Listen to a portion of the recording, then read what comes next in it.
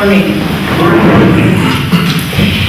Years ago, I read a novel called Ironweed by William Kennedy, and it won the Pulitzer Prize that year.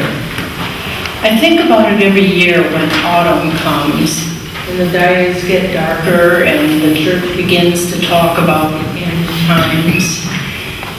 The story is set in Albany, New York in the 1930s. At this time of year around Halloween and All Saints' Day. It's about the life of what we call today a homeless man. Francis Phelan made some terrible mistakes early in his life and ended up leaving his family to drift from city to city, living in alleys and under bridges. But now, 20 years later, he is coming home. From the first page of this novel, I realized something strange was going on. As Francis rides into town on the rear of an old truck, he notices the town's cemeteries, where he thinks that even the dead seem to live in different neighborhoods. It describes Francis' long-dead mother stirring in her grave, and Francis' father in his grave lighting his pipe and smiling at his wife. I wondered, are these people dead or alive? And as you're reading, it's hard to tell. What is clear is that in some way they are living on.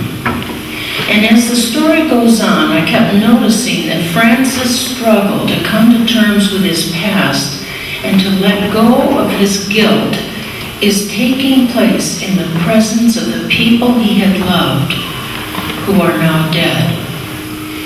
And then in the climatic scene of the story, when Francis returns to his old home to see his wife for the first time in all those years, we discovered that the dead have set up bleachers in the backyard to watch this reunion. And everyone is there. The man who ran for sheriff before he got beat, another man who inherited a fortune from his mother, then drank it up, and countless others, good and bad, successful and not. And so while reading Ironweed, I had a sense that I often get when standing in the columbarium at St. Dunstan's, or in any cemetery for that matter, how thick the air gets. It is with the lives of those who have gone before us. Reading this book, I discovered a powerful awareness how connected we are, the living and the dead. All Saints' Day is intended to encourage and to give us heart. It is a day when we celebrate the heroes and the heroines of the Christian faith, and especially those unsung ordinary saints, the ones who are in our bleachers as we make our way.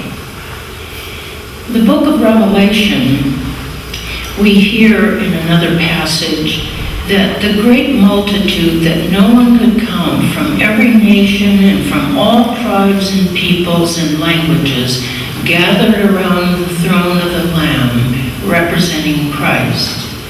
We call this the communion of saints, and every time we see the creed, we affirm our faith in it.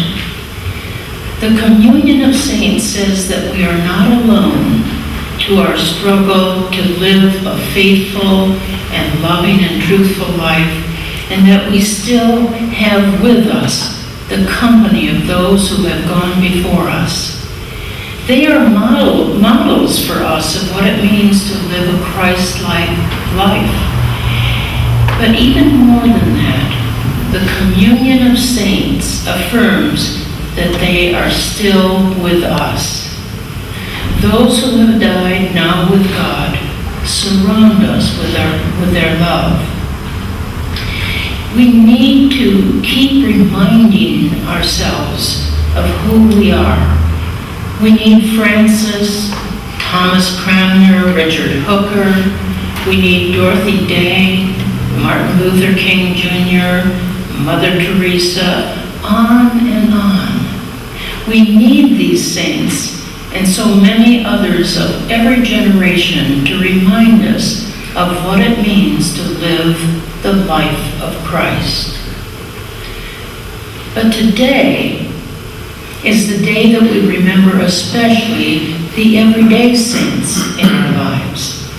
If you were to name your saints today, whom would you name? Who are the ones in your bleachers watching you and cheering you?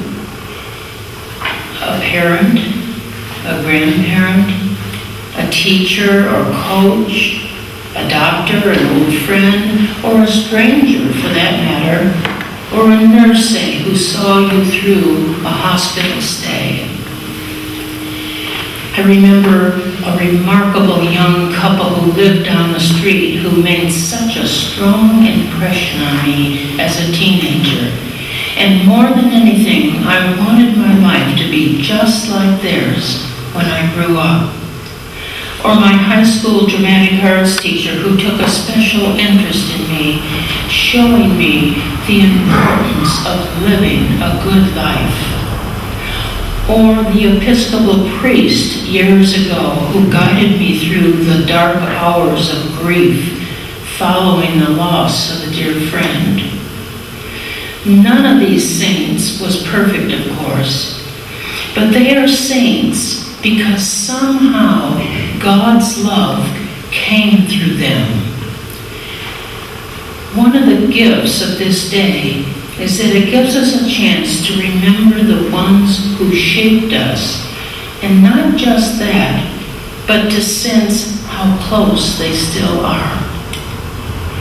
I was struck reading recently that the writer Madeleine L'Engle, who died a few years ago, said that she had come to understand her father much better now, years after his death, than she was ever able to during his life. I imagine that's true for many of us.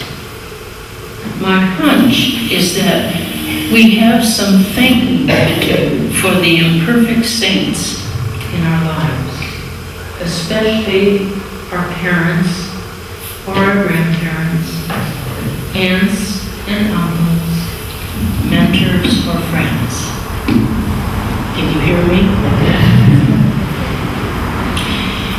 If they are still alive, this is a good time to do it. But if they are not, they are still in our bleachers. They are a cloud of witnesses. Some of us have work to do, apologizing, forgiving, or saying, I love you. In the communion of saints, it's never too late.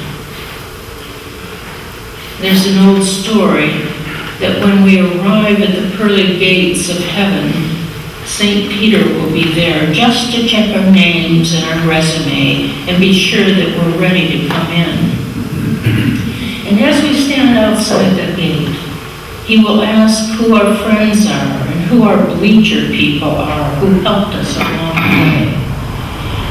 And we will think back and name all of the great and the not so great people through whom somehow enough light and love came to brighten our way.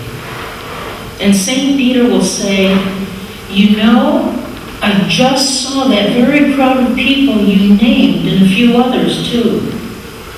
And as you walk over the next hill and you see them all standing together, holding up a sign that says, welcome home.